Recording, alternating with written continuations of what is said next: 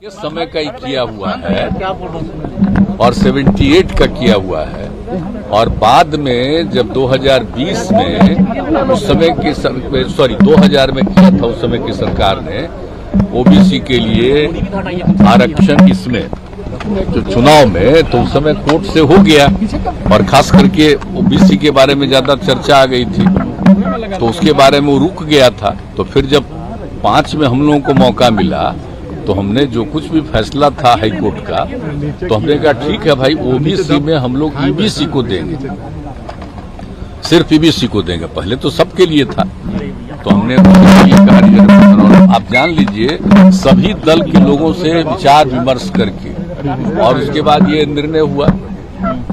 तो अति पिछड़े के लिए तो कब से है 2006 से जब पहली बार पंचायत का चुनाव हुआ और 2007 में भी नगर निकायों के चुनाव के लिए उसी तरह का कानून बना करके भी किया गया। और आप जानते ही हैं कि बहुत लोगों ने चुनौती की थी कोर्ट में, तो हाई कोर्ट ने तो बिल्कुल जो सरकार का निर्णय था उसको सही कहा और सुप्रीम कोर्ट का भी फैसला हो गया कि ठीक है।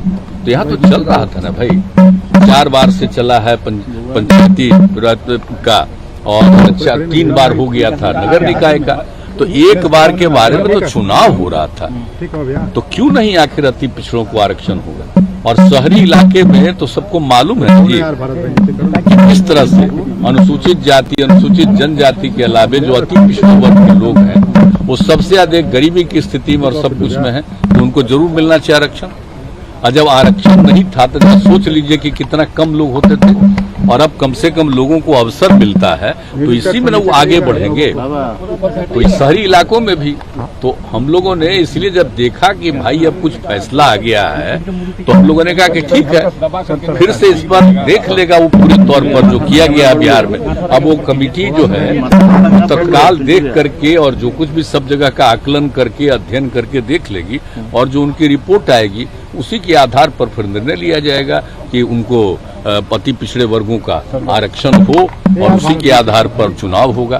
तो इसी को ध्यान में रख करके जो दोबारा हाईकोर्ट में पेश करके ये सारी बातों को कहा गया था। प्रशांत किशोर बोल रहे हैं कि अब भाजपा के संपर्क में है। आपके पुलिस डिपार्टमेंट में एक बड़ा स्कैंडल हुआ है तो स्कैंडल में प्राइमा फेसी डीजीपी भी खुद फंसे हैं क्योंकि उन्होंने उस कॉनमैन के बाद पे उन्होंने सारा कार्रवाई किया। तो आप कंटिन्यू एज द डीजीपी एक तो वो सवाल है आप नहीं वो बात ये हुआ है कि जिस तरह से कोई गलत फोन करता रहा और उनको लग गया तो उसके बारे में कुछ किया, बाद में इस बात का रियलाइजेशन हुआ ना कि कोई गलत फोन कर रहा है और उसकी जांच पूरे तौर पर करवाई गई और पता चल गया कि गड़बड़ आदमी बराबर कर रहा है तो उसके बाद फिर सब कुछ किया जा रहा है कार्रवाई। तो अब कोई मान लीजिए कि कोई का नाम सुन करके कोई बात करता है तो बात नहीं है, फिर बाद में तो सबको रियलाइजेशन हुआ ना।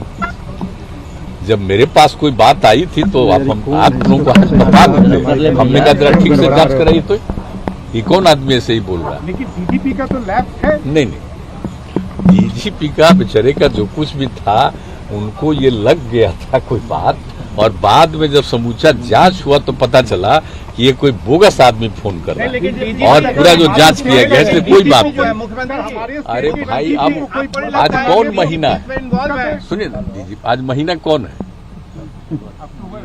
अक्टूबर। अब कब रिटायर करेगी,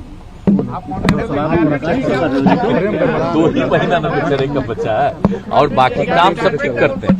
अब एक कभी कोई मान लीजिए कि कोई त्रुटि हो गई कोई गलती से और फिर रियलाइजेशन हो गया तो इस पर ज्यादा ध्यान नहीं देना चाहिए।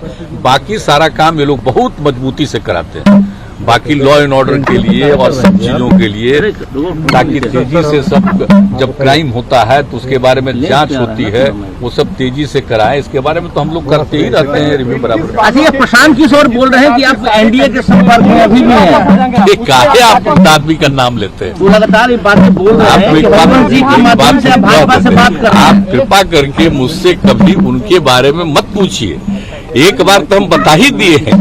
अब बाकी जिसको मर्जी है रोज बोलते रहता है, आई नहीं जानते हैं, खूब ठीक से जानते हैं, वैसे ही बोलते रहता है, अपनी पब्लिसिटी के लिए जानते ही हैं। तो अपना पब्लिसिटी के लिए बोलते रहता है, बोलते रहे, क्या फर्क हम लोगों को पड़ता है। हम तो किसी जमाने में उसको बहुत माने हैं और अभी उसका मन क्या है या क्या क्या बोलते रहता है, बोलते रहे, हमको कोई मतलब नहीं। अरे यंगर है, हमने जिन लोगों की इज्जत की है तो आपको मालूम है ना, आपको तो पता है ना कि हम कुछ लोगों की जो इज्जत की है मेरे साथ कितना दुर्व्यवहार किया है। तो क्या कीजिएगा, छोड़ दीजिए, उस पर कोई कमेंट ही मत कीजिए। बानों से रिलेटेड उस केस में जिस प्रकार से कन्विक्टेड लोगों को छोड़ा गया, हरियाणा में बाबा राम रहीम जो रेप के केस में, मर्डर के केस में कन्विक्टेड है, हर बार चुनाव आता है बीजेपी गवर्नमेंट छोड़ती है।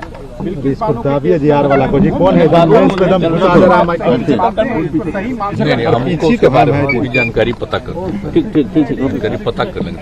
अच्छा, अनएम्प्लॉयड लोग मुख्यमंत्री जी बहुत सारे ऐसे हैं जो बेरोजगार लोग सड़क में, अरे आपका चेहरवा तो देखेंगे ना, कितना दिन हो गया, बोलिए।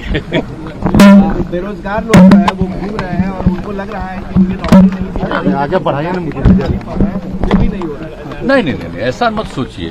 उन लोगों को कोई गलत फहमी कोई कर रहा हो, गलत बात है। एकदम बेरोजगारी को जितना जल्दी हो सकता है, चाहे वो किसी भी विभाग में हो, हम लोग बहुत तेजी से काम कर रहे हैं। और आप जान लीजिए आज ही कितने लोगों को मिलेगा। इसी तरह से बराबर हम लोगों ने तय कर दिया है कि सब जगह का रोजगार जल्दी से जल्दी हो जाए। तो इसलिए हम सब लोगों का आग्रह करेंगे कि मत चिंता करो, हम लोग तो रोजगार की संख्या और ज्यादा बहुत बढ़ाने वाले हैं और सब उसी के लिए काम कर रहे हैं। इसलिए सब नहीं सोचना चाहिए, हम लोग बहुत करेंगे।